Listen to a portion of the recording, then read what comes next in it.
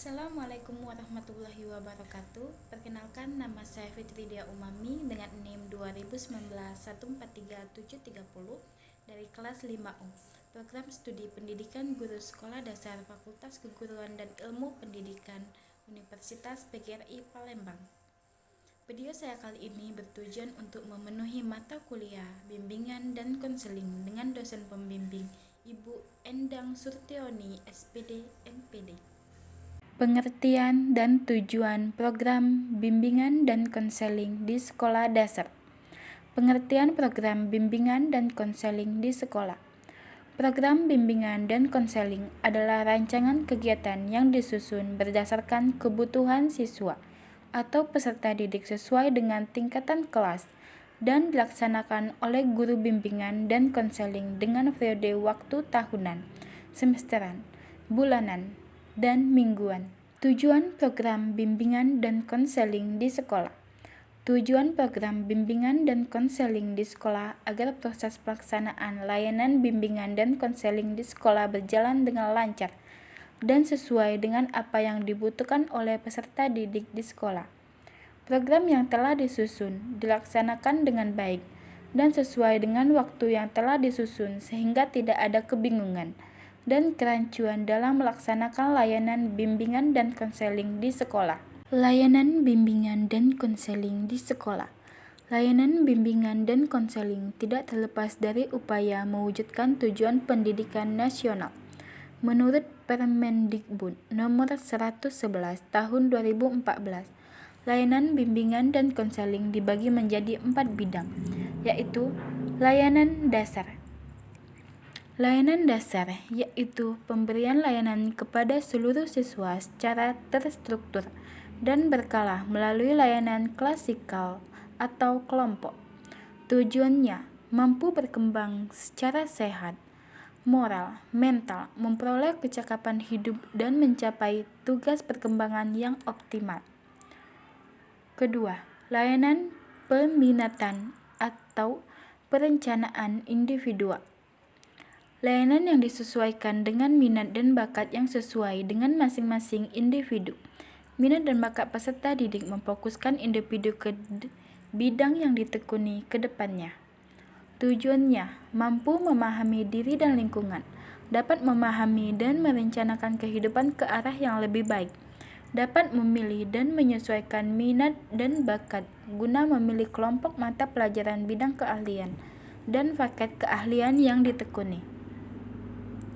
Ketiga, layanan responsif. Pemberian bantuan kepada siswa yang menghadapi masalah dengan pertolongan segera.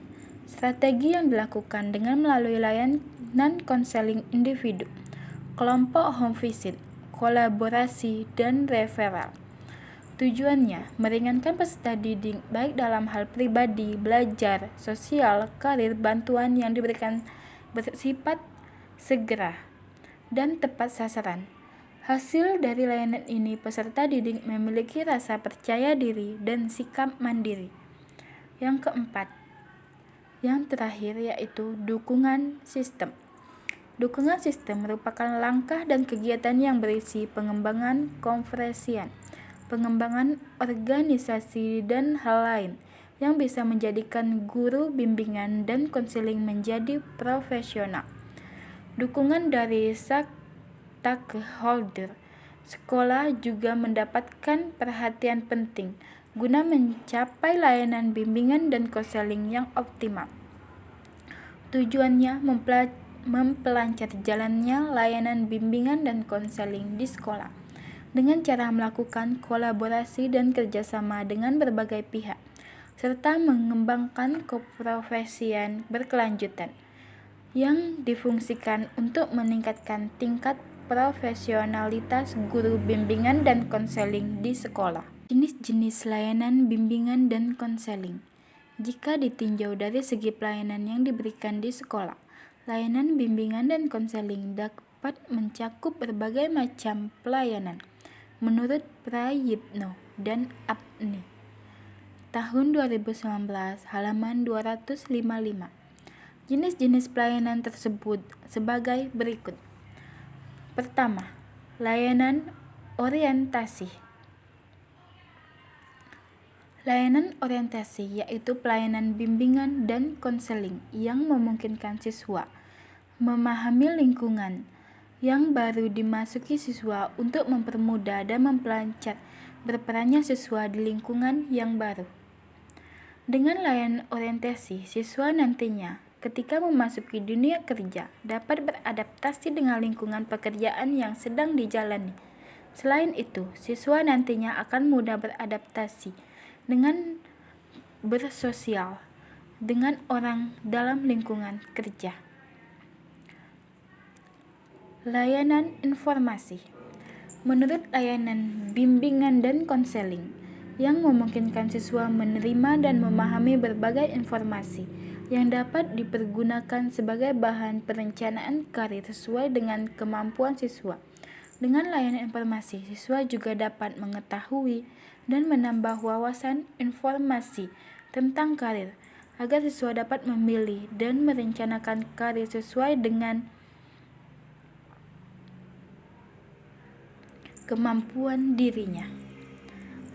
Layanan penempatan dan penyaluran merupakan layanan bimbingan dan konseling yang memungkinkan siswa memperoleh penempatan dan penyaluran yang tepat.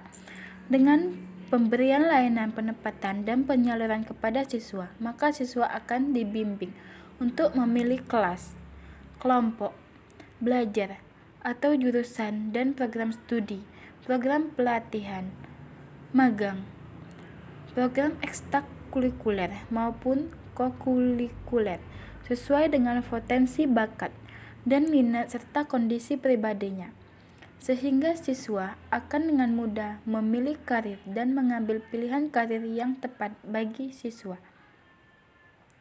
Layanan pembelajaran merupakan layanan bimbingan dan konseling yang memungkinkan siswa mengembangkan diri berkenaan dengan sikap dan kebiasaan belajar yang baik, materi belajar yang sesuai dengan kecepatan dan kesulitan belajarnya, serta berbagai aspek tujuan dan kegiatan belajar lainnya. Siswa dapat belajar cara mengembangkan potensi yang memiliki dengan baik dan menunjang karirnya dengan baik. Layanan konseling perorangan merupakan layanan bimbingan dan konseling yang memungkinkan siswa mendapatkan pelayanan langsung tatap muka dengan guru pembimbing. Layanan bimbingan kelompok merupakan layanan bimbingan dan konseling yang memungkinkan sejumlah siswa secara bersama-sama melalui dinamika kelompok yang memunculkan saat diskusi, tanya jawab, games maupun brainstorming untuk memperoleh berbagai bahan dan narasumber tertentu. Layanan konseling kelompok merupakan kegiatan konseling untuk mengentaskan masalah siswa yang diselenggarakan dalam situasi kelompok dan memanfaatkan dinamika kelompok yang muncul. Dari beberapa pendapat di atas, maka peneliti menyimpulkan jenis layanan bimbingan dan konseling sangatlah beragam. Maka diharapkan dalam program layanan bimbingan dan konseling mampu memberikan modal terbaik layanan bimbingan dan konseling yang disesuaikan dengan kebutuhan peserta didik. Peran guru kelas dalam kegiatan bimbingan dan konseling di sekolah dasar.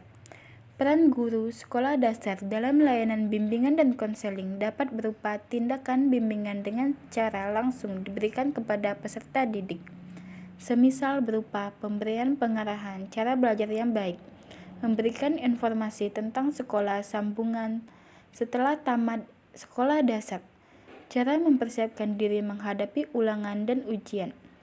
Kegiatan bimbingan lainnya bisa pula tindakan yang tidak bersifat langsung, akan tetapi berubah penciptaan situasi dan aktivitas utamanya, yaitu ketika para guru melakukan pembelajaran sehingga peserta didik menjadi lebih nyaman, bergembira, jauh dari rasa tertekan dalam belajarnya.